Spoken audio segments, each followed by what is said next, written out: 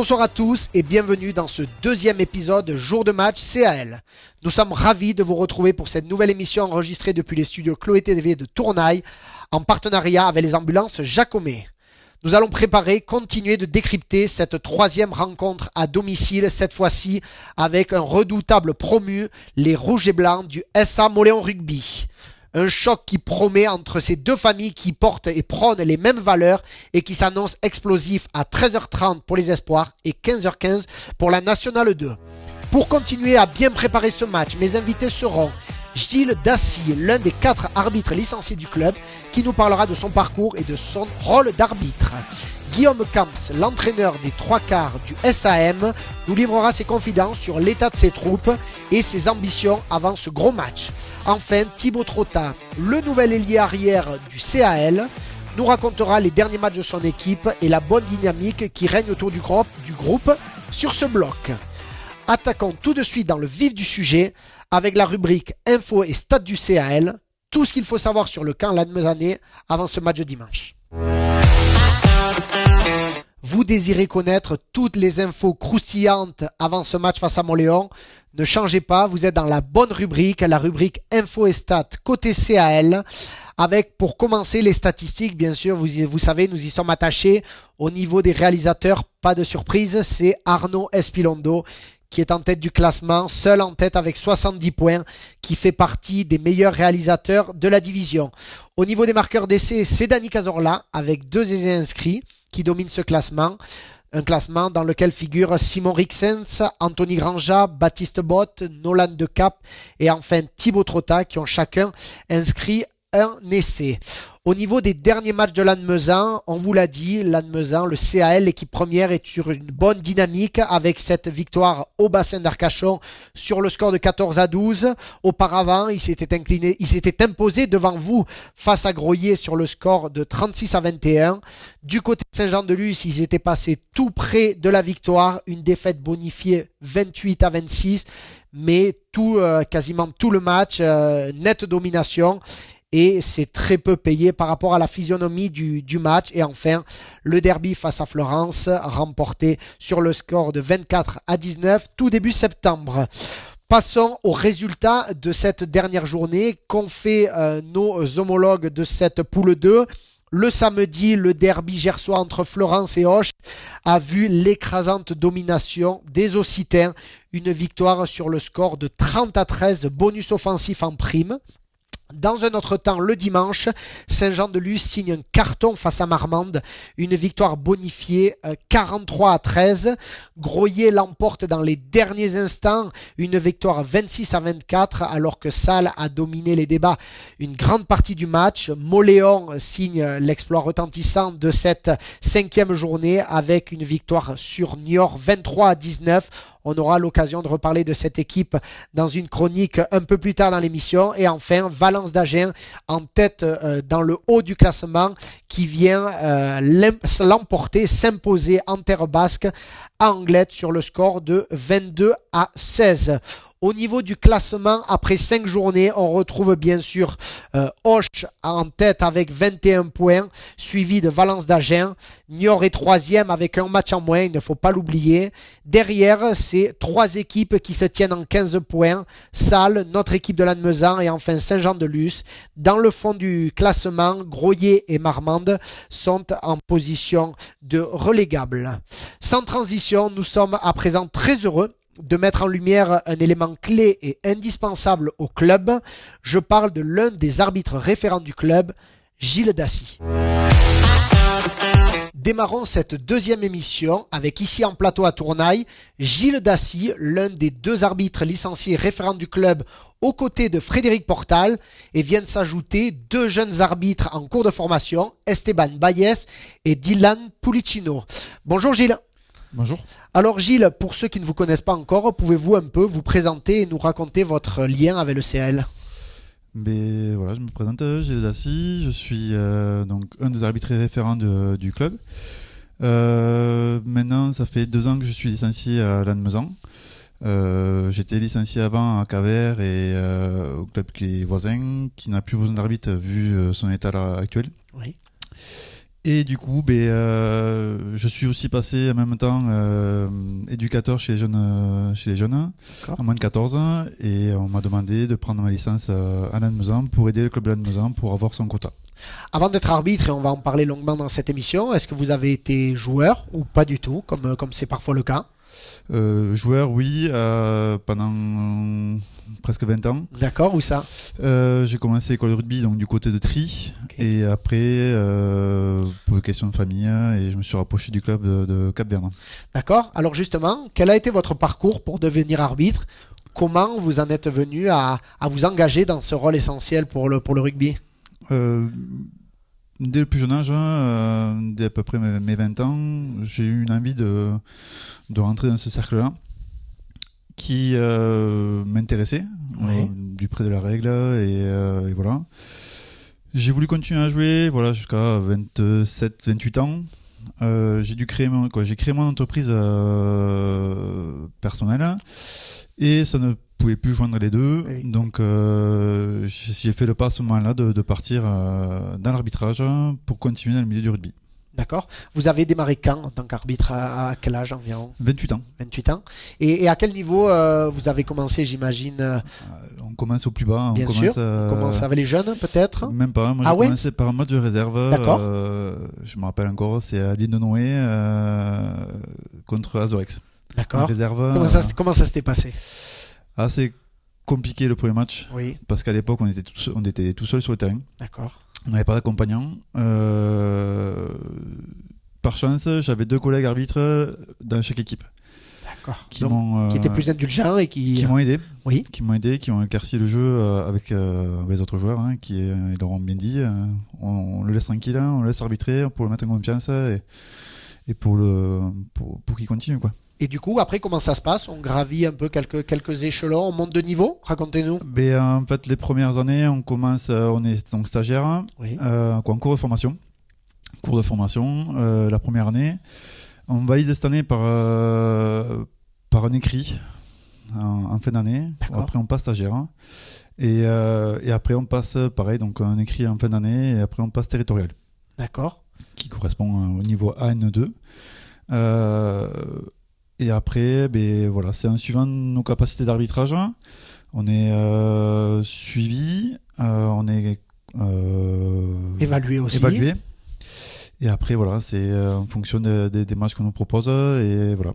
À l'heure actuelle, vous évoluez à quel niveau? Quels sont les matchs que vous avez l'habitude d'arbitrer? Moi, j'ai la chance de pouvoir faire des réserves de faire Fédéral 2, Fédéral 3. D'accord. Et après, un match première Oui. de la régionale 1 à la régionale 3. D'accord. Quelle est la semaine, entre guillemets, type d'un arbitre?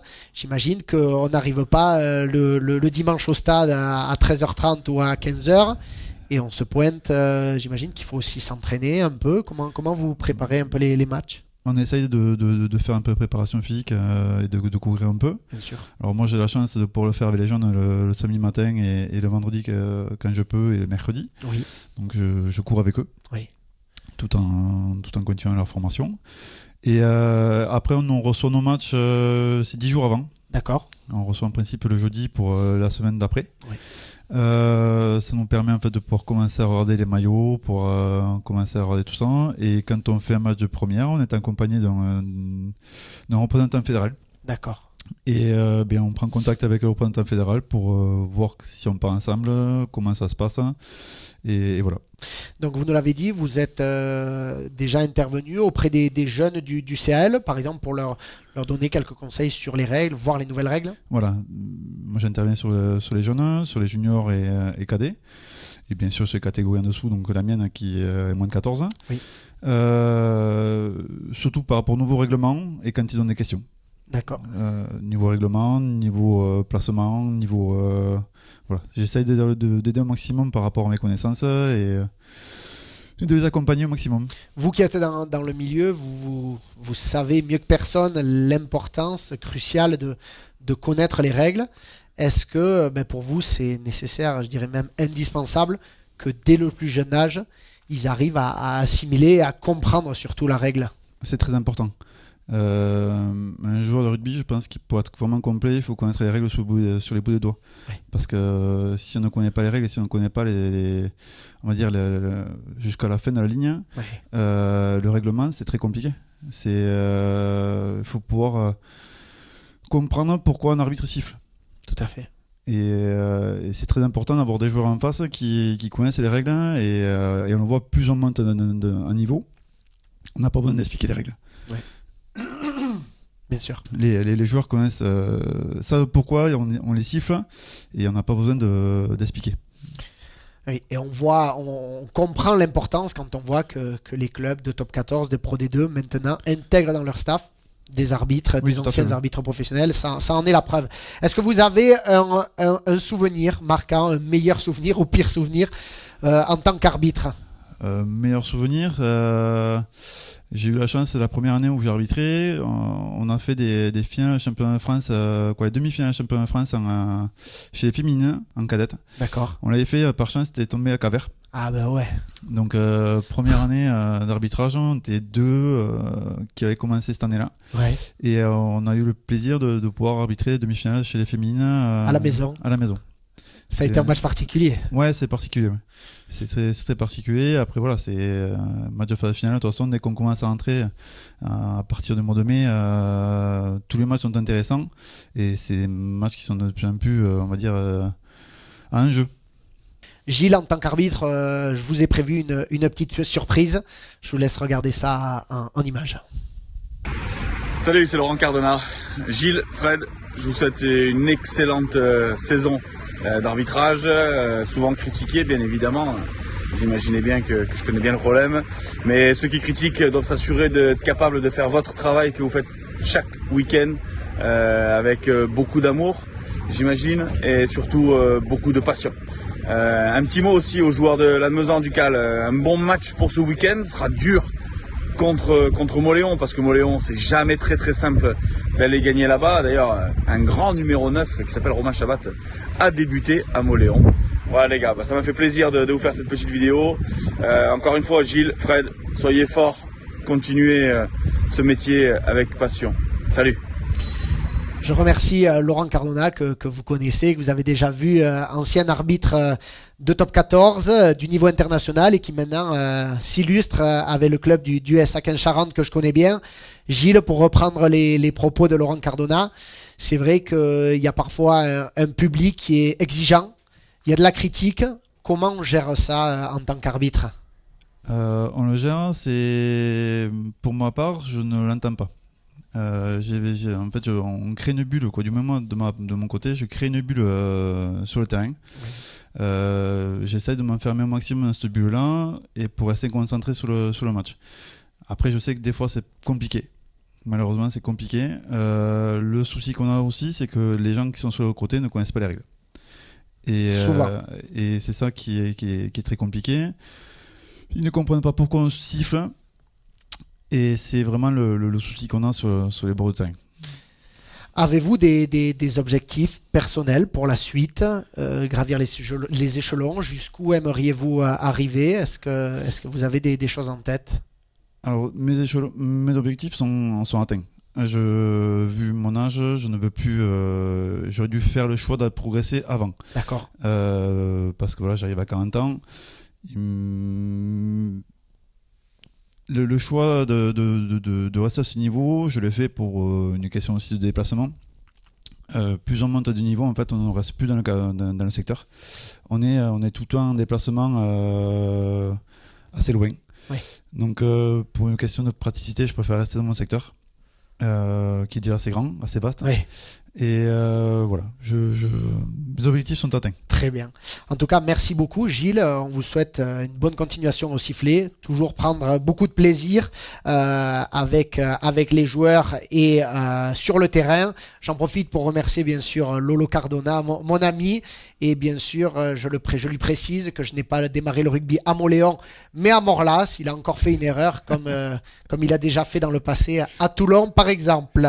Trêve de plaisanterie. Partons maintenant à la pêche aux informations sur notre adversaire de dimanche, les Souletins du SA Moléon Rugby.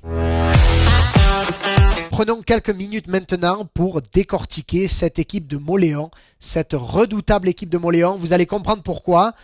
Parlons quelques instants de la saison dernière, leur épopée. Le SA Mauléon a été jusqu'à la finale du championnat de France de Fédéral 1. Une magnifique aventure qui s'est arrêtée face aux Servettes de Genève, c'est champion de France en titre. Une défaite sur le score de 28-9 qui n'enlève pas leur magnifique parcours. Il faut noter qu'ils avaient terminé deuxième de poule avec 75 points.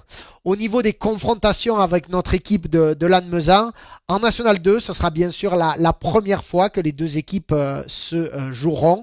Le SAM qui intègre cette division pour la première fois de son histoire.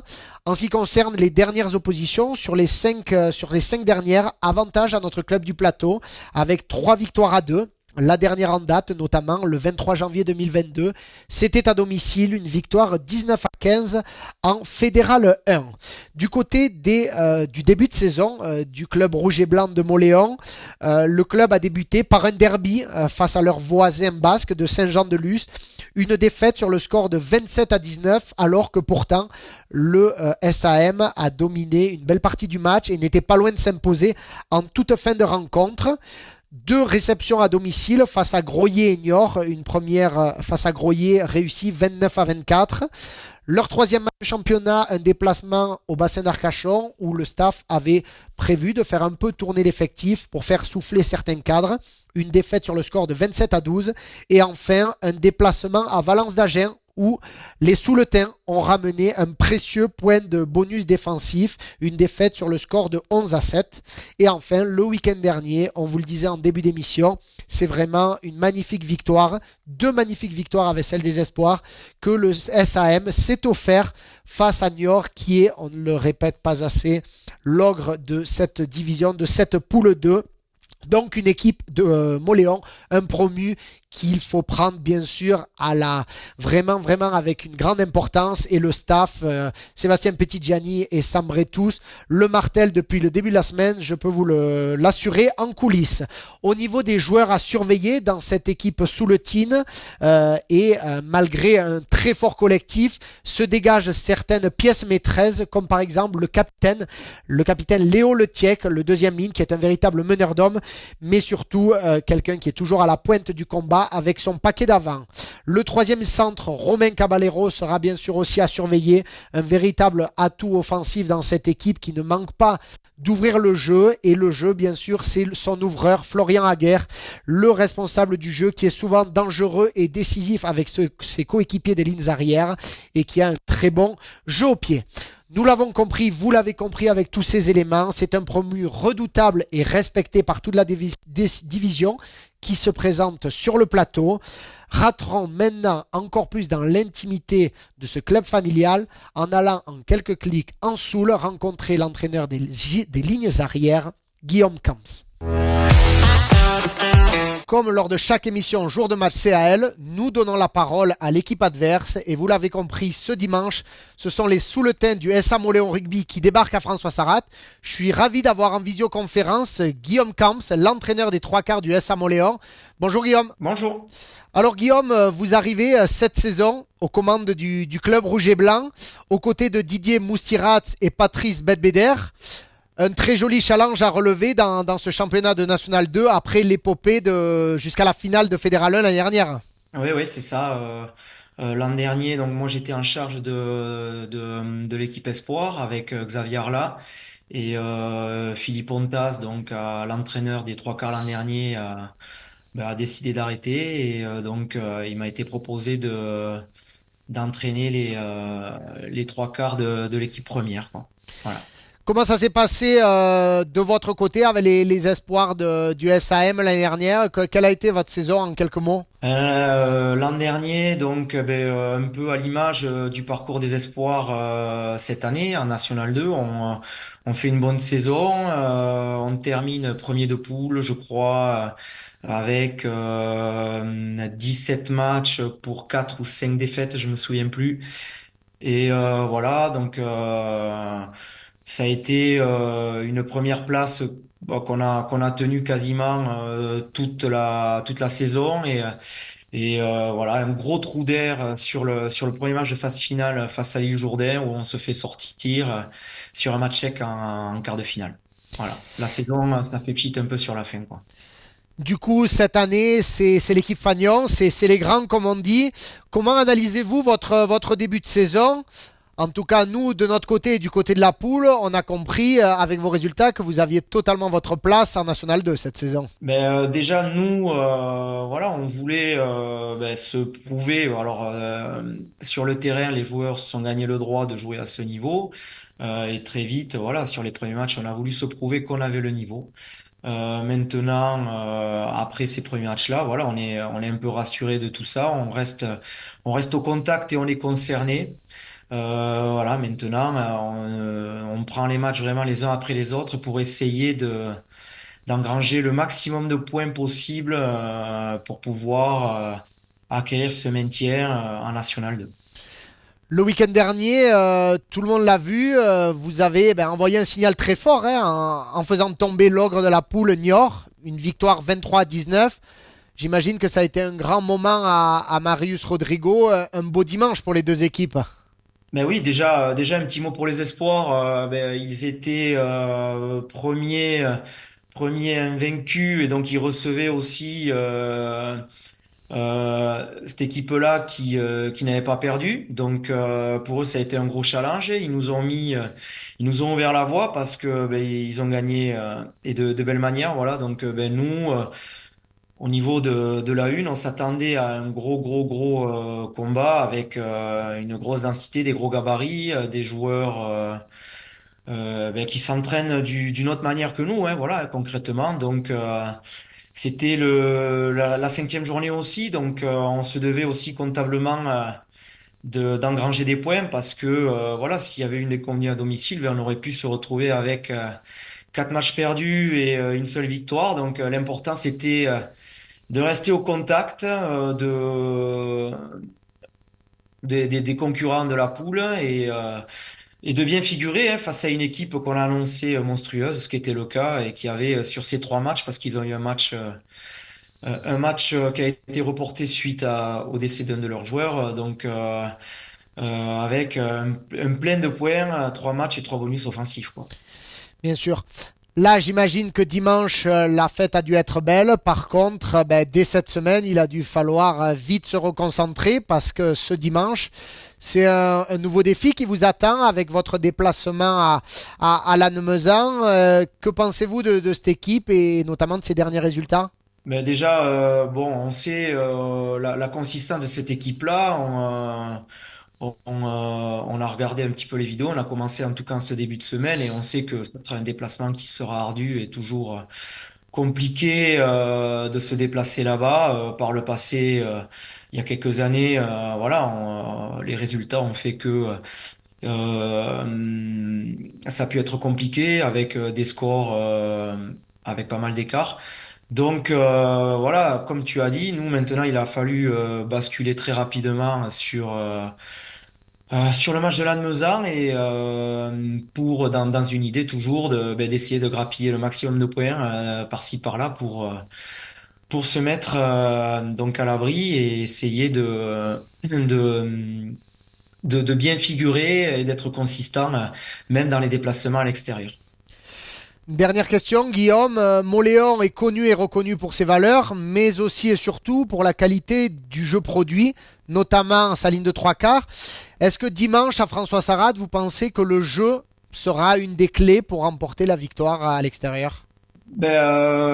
Après, je sais pas, tout dépendra de la configuration du match, de la manière dont on va rentrer dans ce match-là, mais évidemment que par rapport à certaines équipes, voilà, nous n'avons pas la densité au niveau du pack d'une équipe comme Lannemezan par exemple. Donc, euh, en début de saison, ce qu'il a pu manquer sur des placements à l'extérieur, c'était un engagement. On se devait de monter tous les curseurs. Ça a été le cas sur le dernier déplacement à Valence d'Agen, hein, et donc ce qui nous a montré que quand on respectait les consignes et qu'on montait fort et qu'on était assez consistant, on arrivait à rester au contact de ces équipes-là. Donc ça nous donne un indice, voilà, sur ce qu'il faut qu'on fasse et surtout qu'on ne fasse pas à l'image de ce gros trou d'air à Arcachon par exemple où on n'a pas existé sur toute la partie. Donc par rapport à ce week-end-là. Voilà, on se doute de la manière dont il va falloir qu'on joue. Maintenant, voilà, entre le vouloir et le faire, il y a toujours une différence. Mais voilà, la vraie question, c'est est-ce qu'on va être capable de répéter ce genre d'effort d'un week-end sur l'autre. Très bien. En tout cas, merci beaucoup, Guillaume, d'avoir été parmi nous dans cette Avec plaisir. émission. On vous souhaite le meilleur et la bienvenue sur le plateau à vous ainsi qu'à toute la famille moléonaise. Et comme on dit toujours ici, que le meilleur gagne. Merci à vous. De notre côté, basculons maintenant sans transition vers les dernières infos toutes fraîches de l'infirmerie et la programmation de cette 6e journée pour tous les autres clubs de la poule. Du côté de l'infirmerie, seule notre deuxième ligne fidjien, Nekani Nawakadu, est out et forfait. Malheureusement, une grande partie de la saison, vous l'avez sûrement appris, lors de la première journée, une rupture des ligaments croisés du genou l'éloignera des terrains pendant plusieurs mois. Sachez qu'il vient d'être opéré. Tout le monde se joint à moi pour lui souhaiter un bon rétablissement et nous avons hâte qu'il revienne épauler et renforcer le paquet d'avant du CAL. Du côté des joueurs incertains, le staff attendra le dernier moment pour prendre des décisions. 3 joueurs sont encore incertains. Il s'agit des 2 troisième lignelles. David Bonnecarrère qui souffre d'une lésion aux adducteurs et Léo Noël qui a une cheville douloureuse. Enfin, en première ligne, le pilier Simon Rixens souffre d'une lésion au genou. Au niveau de la programmation de cette 6e journée de National 2, intéressons-nous aux autres rencontres de la poule avec ce samedi Auch qui reçoit Saint-Jean-de-Luz qui tentera certainement de continuer sur son excellente dynamique et de conserver cette première place. De l'autre côté du classement, c'est un duel entre mal classés, Marmande qui reçoit Groyer. Les 2 équipes sont actuellement relégables. Malheur aux perdants déjà dans ce début de championnat. Salles reçoit le bassin d'Arcachon dans le derby girondin. Nous recevons Moléon, vous l'avez bien compris et intégré. Enfin, Valence d'Agen reçoit Niort et Anglette reçoit Florence. Avant de conclure cette émission et de basculer définitivement dans le beau week-end qui nous attend ce dimanche à François Sarrat, discutons avec Thibaut Trotta, le nouvel ailier arrière du CAL.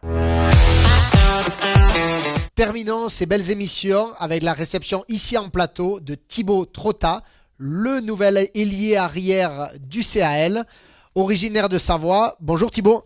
Bonjour Romain. Alors peux-tu nous raconter un peu ton parcours? Tu es de Savoie, par quel club as-tu commencé le rugby? Exactement, donc moi j'ai commencé le rugby à Montmélian, un petit club à côté de Chambéry. J'ai joué là-bas jusqu'à mes 18 ans. Ensuite, j'ai fait mes années espoirs à Grenoble. D'accord. Je suis passé une année par Chambéry et je suis arrivé dans la région il y a bientôt 3 ans à Tarbes où j'ai fait 2 saisons et cette saison, Lannemezan. Du coup, du côté de Chambéry, tu avais été jusqu'en équipe première ou là c'était plutôt chez les espoirs? C'était plutôt en équipe première. D'accord. Et du coup, tu arrives sur Tarbes pour des raisons professionnelles, pour le rugby, pour en faire ton métier. Comment ça s'est passé ton arrivée ici? C'était pour des raisons professionnelles, du coup, rugbystiques. Très bien, ouais. Où il y avait Fabien Fortassin qui m'avait repéré et qui était intéressé par mon profil. Et du coup, on est rentré en contact. Et moi, j'étais jeune, j'avais envie d'essayer, de tenter ma chance. Du coup, j'ai accepté tout de suite. Du coup, la saison dernière, en National 1, tu as participé à 17 feuilles de match. Comment s'est passé un peu l'intersaison et ta venue, ta signature sur le plateau? Et ça a été une année assez compliquée sportivement où on n'avait pas eu des très bons résultats, ça n'a pas très bien tourné. Donc je n'ai pas été conservé par le club, donc j'étais à la recherche d'un club. À la base, je voulais voir rester au même niveau, donc en national, mais malheureusement il y avait beaucoup de monde à mon poste, donc je me suis un peu retourné aussi en National 2 et j'avais envie de rester dans la région. J'ai ma copine qui est dans la région, donc et je m'y plais bien, donc quitte à m'y plaire, autant rester dans le coin, et Lannemezan était une opportunité. Du coup, tu es arrivé à l'intersaison sur le plateau à Lannemezan. Comment s'est passée ton intégration et comment as-tu vécu toi un peu ce début de saison? L'intégration, ça s'est très bien passé. Il y avait déjà des copains du Stadeau de Tarbes qui connaissaient des mecs de Lannemezan, donc je connaissais un peu tout le monde. C'était un peu plus facile l'intégration. Il y en a beaucoup qui sont passés par Tarbes aussi, qui ont un peu vécu la même situation que moi, donc au final c'est encore plus facile aussi. Ouais. Les mecs sont super cool, ça s'est très bien passé. Ce début de saison, on a eu un peu peur sur les matchs amicaux, avec des pas très bons résultats, faut pas se le cacher. Mais au final, les matchs qui comptent sont plutôt bien, de bonne qualité, donc pour le moment, très content. À titre personnel, tu fais déjà partie des hommes forts en ce début de saison. Sur les 5 premiers matchs, tu as été titularisé 5 fois. Une fois à l'arrière lors du premier match et 4 fois à l'aile. Où te sens-tu le plus à l'aise et comment abordes-tu ces 2 postes? C'est un peu difficile. Je me sens à l'aise un peu sur les 2 postes. Il n'y a pas réellement de grande différence à part sur les ballons aériens un petit peu au poste d'arrière, mais bon, il y a les ballons aériens mais offensivement sur l'aile. Oui. Donc il y a un peu la liberté sur les 2 postes, donc je m'y plais vraiment bien sur les 2 postes. Il y a un peu plus de plaquage aussi à faire défensivement à l'aile, donc ça varie. T'aimes les 2? Mais j'aime les 2, oui. Alors justement, parle-nous un peu de ce dernier match, le week-end dernier sur le bassin d'Arcachon. Une victoire qui fait beaucoup de bien à toute l'équipe, votre première de la saison à l'extérieur. Tu as réussi en plus à scorer. Oui. Comment ça s'est passé ce match? Raconte-nous. Ça a été un match très compliqué. On peut, sans se le cacher, on a peut-être eu même un peu de chance de gagner ce match, mais on retient qu'on a eu 4 points à la victoire, donc ça fait beaucoup de bien. On se récompense un petit peu parce que on est une équipe valeureuse qui s'envoie beaucoup en défensivement, donc on a été récompensé, ça fait plaisir. Après, ça a été quand même difficile, on n'a pas eu beaucoup de ballons, ouais. on a été réaliste. L'essai que je marque en deuxième mi-temps, je pense que c'est la première incursion dans les 22 mètres, donc pour moi, je suis content d'avoir ouvert le compteur d'essai et d'avoir permis à l'équipe de repasser devant. Et justement, cette fin de match, j'ai ouï dire qu'elle a été tendue. Raconte-nous comment ça s'est passé. Elle a été très tendue parce qu'on prend un carton rouge dans les 10 dernières minutes. Ensuite, ils vont en touche et on prend un essai derrière. Heureusement pour nous, le buteur d'en face loupe la transformation, qui nous laisse 2 points d'écart. Ouais. Malheureusement, le coup d'envoi, on le met direct en touche, donc ça fait mêlée sur les 50 mètres. Ouais. Et l'arbitre nous pénalise sur la mêlée. Du coup, ils ont une dernière pénalité face au bar. Face au bar. Bon, à 50 mètres, ouais, mais bon, ouais. Ça reste toujours une belle occasion. Oui. Et heureusement pour nous, il la loupe. On a bien cru le perdre, mais d'où un peu de chance de l'emporter sur la fin de match notamment. Parce que oui, ils ont eu beaucoup d'occasions pour gagner le match. Mais bon, il faut de la chance aussi. Exactement. Hein, donc, mais en tout cas, les 4 points, c'est le plus important à l'issue du match. Ce week-end, encore un gros morceau, un gros combat. La réception de Mauléon, c'est une équipe que vous avez déjà toute la semaine, j'imagine, étudiée. Quels sont un peu les mots d'ordre avant ce match ? De faire très attention parce que c'est une équipe très joueuse et que si on va dans leur rythme, dans leur plan de jeu à vouloir jouer de partout, c'est là où ils sont très forts et ça peut coûter très très cher à la fin et au score. Donc il faut faire très attention. Défensivement, il va falloir être impérial parce que ils vont vouloir nous mettre le feu de partout. Donc, Et du coup, quand on fait partie du trio d'arrière, leur ligne de 3 quarts est quand même réputée pour envoyer du jeu. Ils ont un très bon ouvreur qui utilise très bien son pied. Il devrait y avoir du boulot sur le fond du terrain. Oui, il va pas falloir chômer. Bon, en tout cas, merci beaucoup Thibaut d'avoir été parmi nous dans cette émission. On vous souhaite le meilleur cette saison et continuez à marquer plein de beaux essais. Merci. Merci, à très vite. À très vite. Votre émission Jour de match est déjà terminée. Cette émission consacrée à la rencontre CAL SA Mauléon Rugby. Merci à toutes et à tous de l'avoir suivi. Merci à notre partenaire de match, les Ambulances Jacomet, ainsi qu'à la marraine de la rencontre, Christine Paillet. Si vous avez des idées de sujets ou de personnalités que vous aimeriez découvrir dans cette émission, n'hésitez pas à nous écrire en message privé. C'est le lieu idéal pour mettre en lumière toutes les actualités et les différentes strates du club. J'en profite pour remercier David Chaz et Anthony Gouveia à la réalisation technique de cette émission. Belle journée à tous. Je vous donne rendez-vous demain à François Sarrat pour les 2 rencontres à 13h30 les espoirs nationaux et à 15h15 l'équipe première face au SA Moléon Rugby. Tous à François Sarrat, allez le CAL et n'oubliez pas, ici c'est le plateau.